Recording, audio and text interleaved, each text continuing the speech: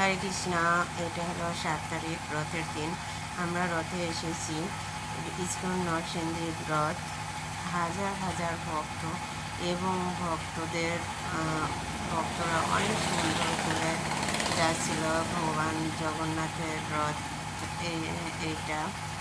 এই রথে সব প্রভুরা ছিল এবং এই যে কত সুন্দর করে রথটা সাজিয়েছে এবং সবাইকে ফল দিচ্ছিল আর প্রভুরা সবাইকেই করছিল। আর প্রভুরা এই যে হাতে একটা ছিল লাঠি। আর এই যে মাতাজি আমাদেরকে সবাই মিলে আমরা নৃত্য কীর্তন করতে করতে যাচ্ছিলাম।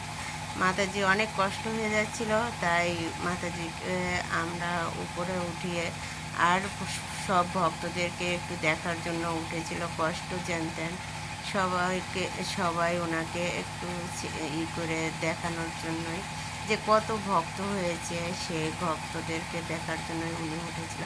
আর এই যে রথের যে একটা লাঠি দেখছেন না, এই লাঠিটাই আমাদেরকে সেফটি রাখছে। কারণ এই যে বিদ্যুতের তারগুলো দেখছেন না, এই তারগুলো ওই লাঠি দিয়ে উঁচা করে তারপরে রথটা বের হচ্ছে, যাতে আমাদেরকে কারেন্টের শর্ট না করে।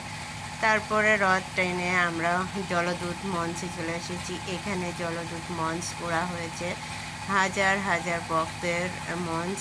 আর এইখানে 8 তারিখে সবাই অনুষ্ঠান করবে, নাচ গান নৃত্য অভিনয় সবাই মিলে করবে।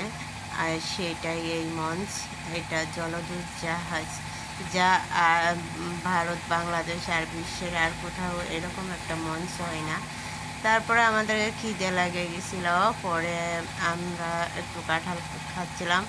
আর রথ টেনে এই যে ভগবান জগন্নাথ, বলদেব, সুভদ্রা মহারানীকে আবার জলদূত মঞ্চে ওনাদের আনা হলো। এই যে আমরা সবাই মিলে ভগবান জগন্নাথকে দর্শন করলাম আর হরে কৃষ্ণ।